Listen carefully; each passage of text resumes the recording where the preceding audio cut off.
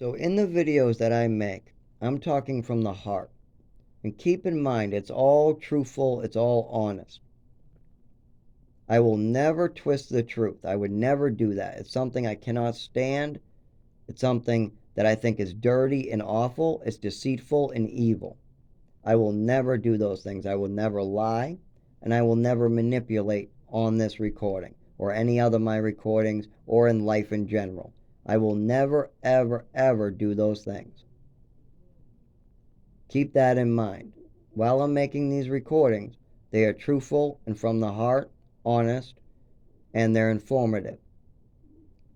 There's as much information and as much description as I can possibly give in these. And I'm doing better by each day. The more I see doctors, the more descriptions of this disorder I can give, as well as keep in mind I will never deceive anybody. I will never lie to you. I will never manipulate the truth.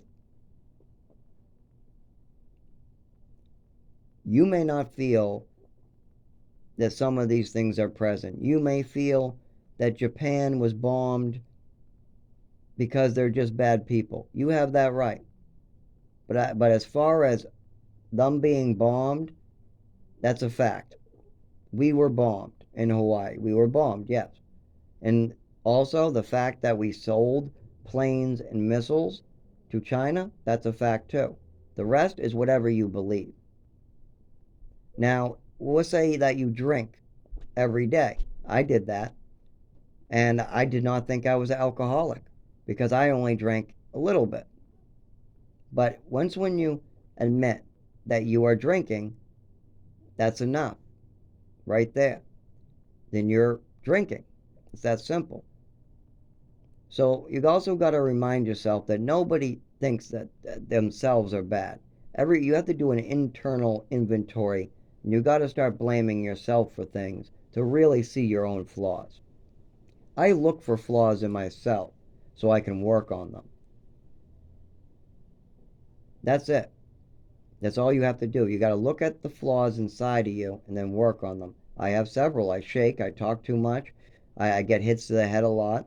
I have all this neurological disorder. I used to be an addict. When I was a child, I lied. I mean, yeah, all children lie. I definitely did lie.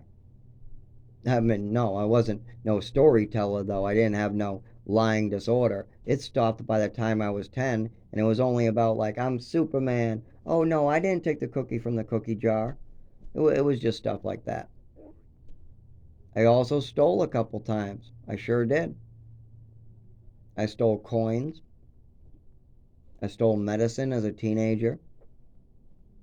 I did things I regret, and I took a internal inventory of those things, and I fixed them.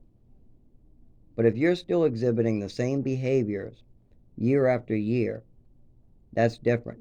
Then you need to take an inventory of yourself and see what you can do. Right now, I have a neurological disorder that needs to be worked on. I have a lot of work to do, and I'm doing it.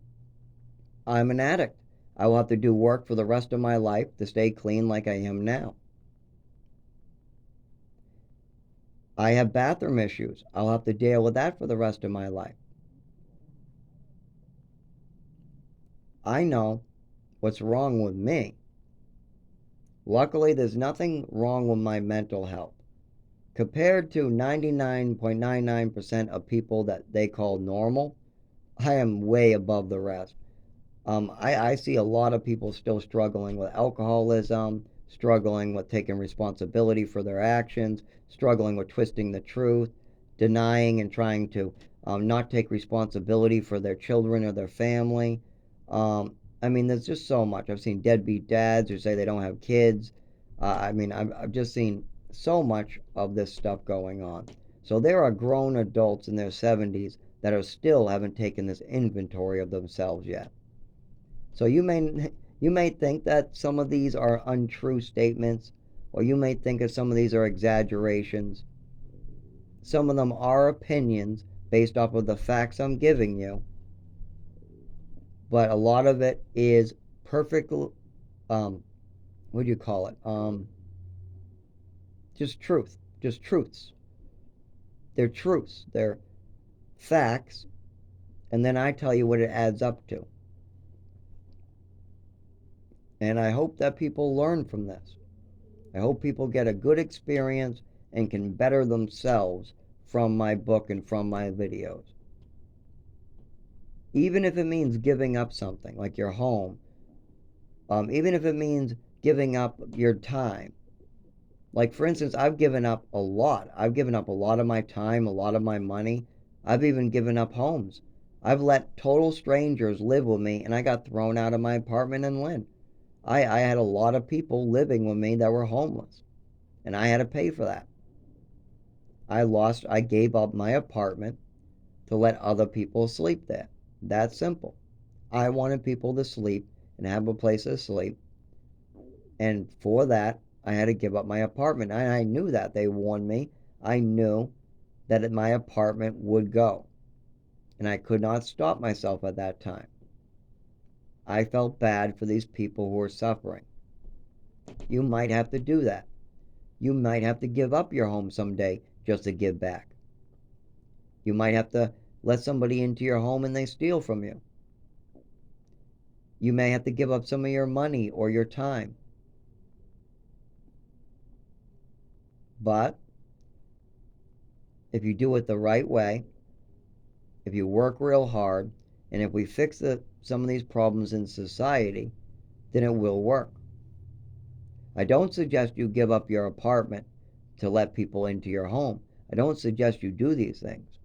I suggest you find your own way to give back. And I suggest you take an inventory of yourself to make sure you're still doing that and you're not taking from anywhere. You shouldn't be taking anybody's health. You shouldn't be affecting anybody's life in any detrimental way. You shouldn't be hurting anybody. And you should be making a difference. You should be able to see your difference. There's no reason why you shouldn't be able to see the difference you're making. You might not get recognition. People might not love you for it. But if you're making a solid difference in society, you will see it. You will know it. And that's all that matters. And remember, take an inventory of yourself and then see how you can move forward. I'm always doing that. I have a lot of work to do. I got cigarettes to quit. I got a neurological disorder that's been going on for 25 years to get diagnosed and treated. I have done as far as I can go with the gentleman I live with. It's time to move to a warmer climate so I can do more.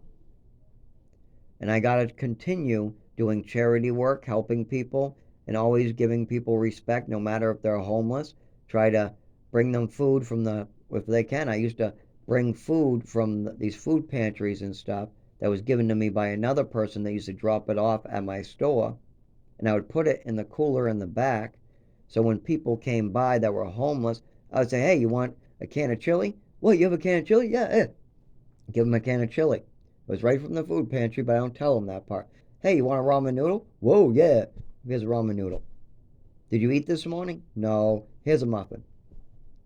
And I would do that. It didn't cost me a dime. I just had one customer that always wanted to drop off food pantry food. And I had other customers that would only get coffee that were homeless. I put two to two together, and now I got food for the homeless. No problem. Didn't cost me a dime. I just had to put a bag in the back, and I had to be nice and respectful to a homeless person. And don't think I didn't have to tell them to leave when they were really messed up. People would stumble around and say, sorry, you got to leave. The protocol is that I called the police if you're like that, so please move along. I'm so sorry, but those are the rules. And then they would go out to the bench that's only 100 feet from my work, and they would sit down for a while, sober up, and try to come back in, and I'll let them in. And if you stay more than 10 minutes, I got to have you buy something. Now, if the person was always respectful and they bought stuff once in a while, or even if they weren't and they were just a little old lady, a lot of little old ladies I would do this for, I would take $2 out of my own pocket and buy them lunch. There was a little old lady that was kind of in a program or homeless, and there was another homeless lady. And yeah, they were so nice and kind. They never wanted anything, any money. They just wanted to stop by and say hi. So yeah, did you have breakfast? No. Here, have this. And sometimes I would pay for it myself. And then my manager was so great at my new store that she would be like, "No, Zach, don't pay for that. She's great. These ladies are fine. Just give them the muffin. You don't have to pay for it anymore." But I already paid for it. Oh, yeah, take the $2 out of the drawer. Take that back. That's great. A week later, she tells me to take my money back. That's fantastic. Yeah, we. By the way, when I run this store, I don't run into management that often. It's like once a week, but I think it's more often now because she's probably working that store while I'm out. But when I was working it, there wasn't often that we run into each other. It's not like that. You come in, you relieve your coworker, and then you run the store for the day. And when I was working weekends and doing just the weekends plus a day a week, I was doing 12 and 12. Even though she cut it to 11, I think, on the other day because they wanted to close at 7. So it was a little different. Plus, I did work during the week. And that's while hurt. Those are my hours while hurt, while I'm injured. When I wasn't injured, I was doing 40, 50, 60. There was a gas station where I did close to 50 or 60. Then I lowered it to 40 or 50. Of course, that didn't work too well because I had to run 3 different stores. So then it got bumped down. Then I had to pick up the 3 stores again to get it back up. And then after the seizure, I went to this store where I was doing 40. But then I started, having the GI issue. So I lowered it to about, let me see, 24 plus 8, or we'll do 22 to 23 plus 8, 30 hours. And then I got seriously hurt, and that's where we are now. And I've pretty much been hurt now for about 60 days, and I think I'm getting better, and I really want to go back to work. But I spent about an hour trying to stand up today, and my back kidney started to hurt, and I was trying to do things around the house, and I'm not quite ready yet. I realize that. You have to realize your limitations. I keep on going back to work too soon and getting hurt because I want money. I want to get this house back together. I want to move out. I want to get this neurological disorder fixed. I need bus tickets for that. I need taxi money. I need to pick up food. There's just so much. So I want money and I want to go back to work too because I'm away from my roommate. I'm able to help other people. I can put on the radio or anything I want in the store. I actually enjoy my job more than I enjoy my home time. I'm not even kidding. I enjoy running a store by myself more than I enjoy being home. Now, without the music or the phone, it would be tough. And if I wasn't able to sit while hurt, that would be tough. But I don't really sit. I just walk around and try to get stuff done, and then I sit down. Then I walk around, get stuff done, then I sit down. Then I walk around, get stuff done, and I sit down. And I only sit for 5 minutes at a time. But when I got hurt, I was not getting, things were going bad. I was hurting myself more trying to do the trash, even though I have a note saying not to do trash. I'm reaching up to get cigarettes and I'm pulling muscles and falling on the ground like just kind of like an instant squat, like a big spike. I'm shaking because the neurological disorder is still going on. And once when I started really falling and really getting hurt, I had to tell the doctor, what do I do about this? Well, you don't go to work is what you do, but I won't get paid. Yeah? What do you want us to do about it is what the doctor said. They said, yeah, you're definitely too hurt to work, but you keep on showing up telling us you want to work. I said, yeah, I have to, right? And then she says, no, I can give you a note that says you're out because of these injuries. These injuries are serious, Zachary. You need to handle that first. Well, handle my health first doesn't pay. So I kept on trying to go back to work, back to work, back to work, and I kept on getting more hurt. And that's going to continue happening, but when the GI's gone, it will only be a seizure whenever the seizures happen, and I'll be back to my hardworking self. But this GI issue is serious. This makes it really hard to do anything. But now you have a clue into my seizures and what happened at my last job.